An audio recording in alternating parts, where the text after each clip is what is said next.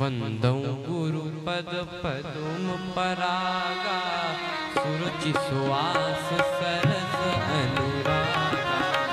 वंदौ गुरु पद पदुम परागा, सुरुचि सुवास सरस अनुरागा। अमिय मूरिमय चूरन चारु, समन सकल भवरुज परिवार। अमिय मूरिमय चूरन चारु, समन सकल भवरुज परिवार। सुकृत शंभु तन विमल विभूति, मंजुल मंगल मोद प्रसूति। सुकृत शंभु तन विमल विभूति, मंजुल मंगल मोद प्रसूति। गुरुदेव के चरणों की वंदना, फिर उनके पद कमलों के पराग की वंदना। वंदौ गुरुपद पदुम परागा।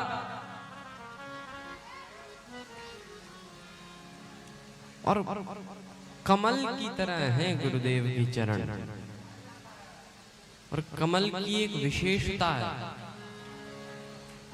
कमल जल में रहकर भी जल में डूबता नहीं।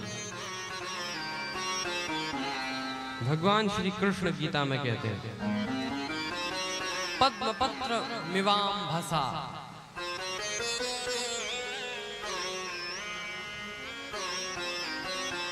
जैसे पद्म कमल जल में कभी डूबता नहीं है। जल का स्तर जितना बड़ा, कमल भी उतना ही बड़ा हो जाएगा, उतना ही ऊंचा। जिस प्रकार से कमल जल में डूबता नहीं है, उसी प्रकार से गुरुदेव ऐसे कमल हैं कि जो कि जगत जल में भवसागर रूपी संसार समुद्र में कभी डूबते नहीं। और यदि उस कमल पर कोई भंवरा आकर बैठ जाए तो वो भी डूबने से बच जाता है। इसी प्रकार से ऐसे गुरुदेव की शरण यदि कोई भंवरा रूपी शिष्य ले ले तो वो भी संसार सागर में डूबने से बच जाता है। भ्रमर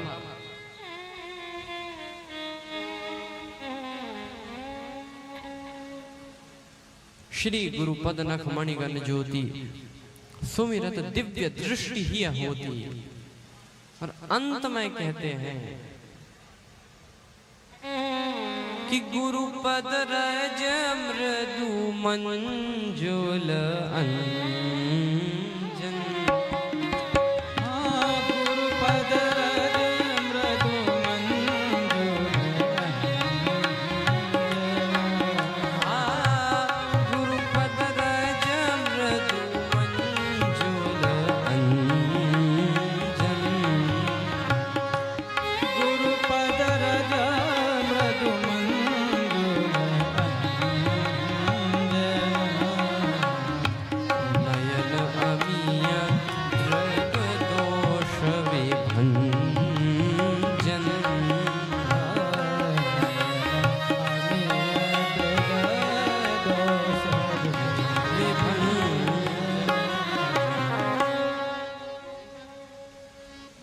गुरुदेव की चरण रज की वंदना।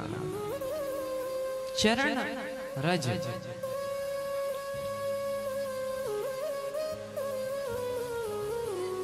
अच्छा, रज यदि किसी की आंखों में चली जाए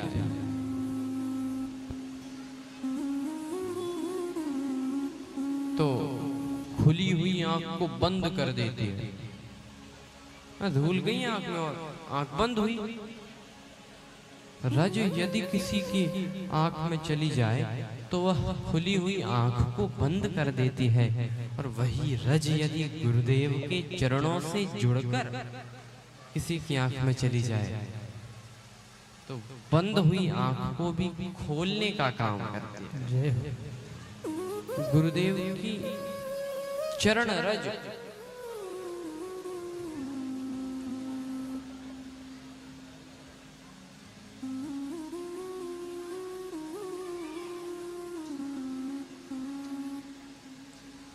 अब तो क्या कहना। गुरुपद रज मृदु मंजुल अंजन नयन अमी दृग दोष विभंजन। और ये अंजन यदि मिल जाए तो जथा सु अंजन अंज दृग साधक सिद्ध सुजान। कौतुक खोजत शैल वन भूतल भूरि निधान।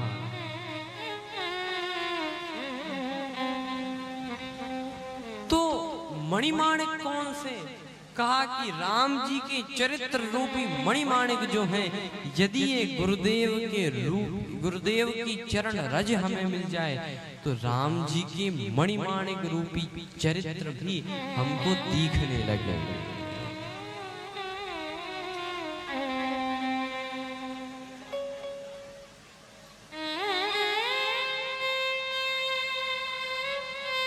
ये गुरुदेव की चरण रज की महिमा कि सूझहि राम चरित मणिमाणिक। गुप्त प्रकट जो जहाँ जेहि खानिक। राम जी के मणिमाणिक रूपी चरित्र भी हमको दिखने लगे।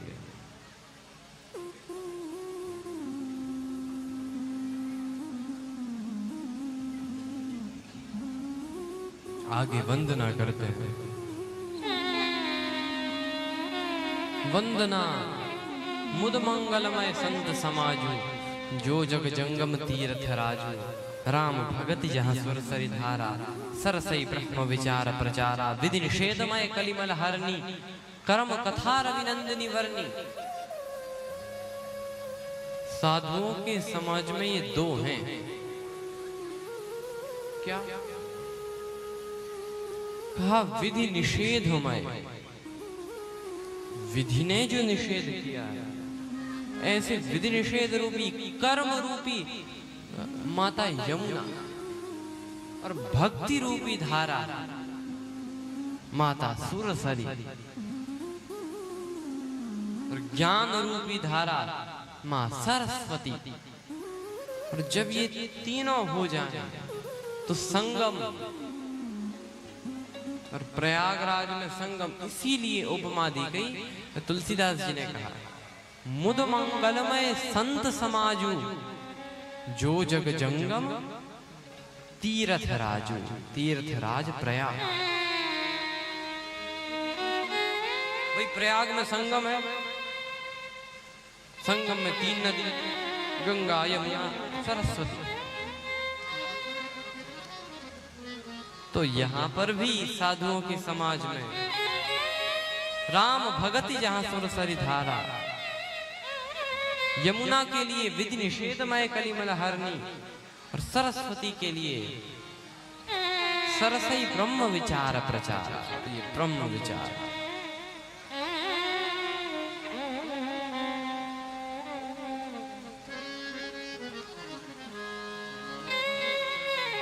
साधुओं का समाज भी प्रयागराज है। और जब प्रयागराज, जब श्री भरत जी, देखो भरत साधु है, और जब भरत जी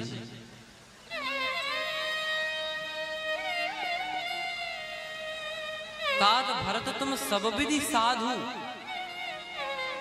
जब भरत जी प्रयागराज में आए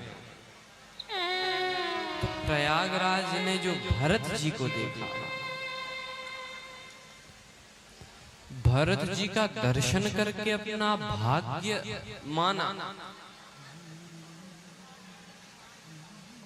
कैसे? कहा कि भाई ये भी तीर्थराज, क्यों? कई साधु हैं और साधु समाज ही तो प्रयागराज है। तो मानो ये जो प्रयागराज है भरत जी को देखकर अपने भाग्य की सराहना कर रहा हो। कोई बोला भाई तुम भी प्रयागराज, भरत जी भी प्रयागराज, तो तुम दो तो समान हो, तुम्हें तो होना ही नहीं चाहिए हर्ष। भाई समान है, समान हो तो क्या हर्ष, ऊंचा हो तो फिर भाग्य सराहे। तो कहा नहीं नहीं, भरत जी हमसे ऊंचे ही हैं। कैसे? तुम भी प्रयागराज, ये भी प्रयागराज, फिर ये तुमसे बड़े कैसे? प्रयागराज ने कहा कि अंतर यही है कि मैं स्थिर प्रयागराज हूँ और ये चलते फिरते प्रयागराज है। तो जब स्थिर प्रयागराज ने चलते फिरते प्रयागराज को देखा, अपना भाग्य माना।